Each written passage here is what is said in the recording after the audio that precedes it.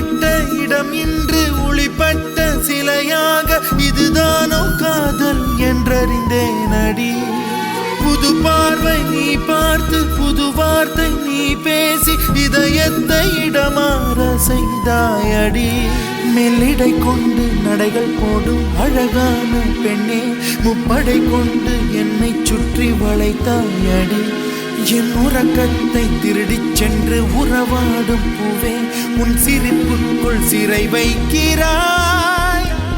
அட கொஞ்சம் கொஞ்சமாய் என்னை வாட்டினாய் கொஞ்சம் கொஞ்சமாய் என்னை மாற்றினாய் இதயத்தின் மறுபக்கம் நீ காட்டினாய்.